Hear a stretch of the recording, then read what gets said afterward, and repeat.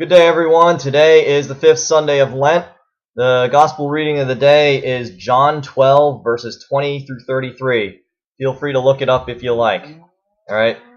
Anyway, just the other day, I was involved in a rather engaging conversation with a few friends of mine, and we were talking about what it takes to be a real man and the sacrificial nature of a real man.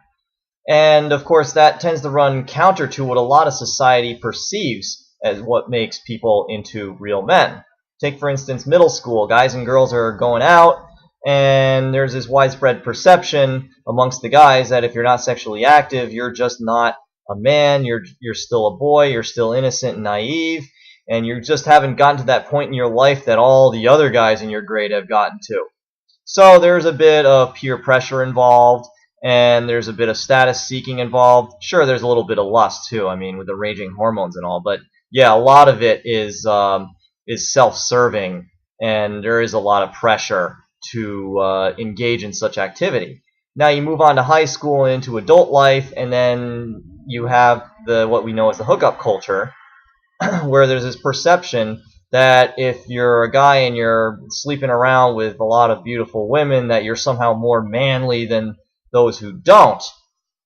But what's very interesting is that a lot of the women involved in this lifestyle, when they're interviewed for various studies, they do not perceive these guys as men. They perceive them as a bunch of overgrown boys. Now, these women may not have a problem with that. They may have no issue with that whatsoever. But the irony is that these guys are largely doing this to make themselves look like men, to make themselves feel like men.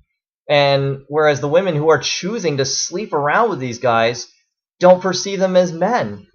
And the thing is, it's just that they're seeking status. Sure, there's a little bit of lust involved because guys have always struggled with being chaste ever since the fall of man. But a lot of this is a status thing.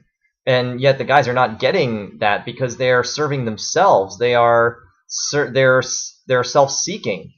Lent is a time of self-sacrifice. It's a time to think about what you can do to serve others as opposed to serving oneself.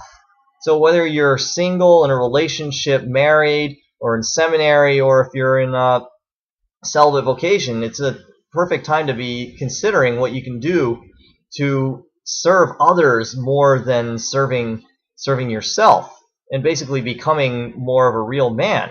Now we got 2 weeks until Easter, but it's a perfect time to be getting into this, but there's never really a bad time to consider how to improve oneself.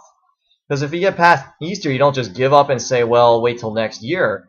Every time's a good time to consider how to improve oneself, how to reach out to others and serve others as opposed to serving yourself. And for guys, it's a way to become a real man, move away from being an overgrown boy, move away from extended adolescence, and become a real man that you're called to be.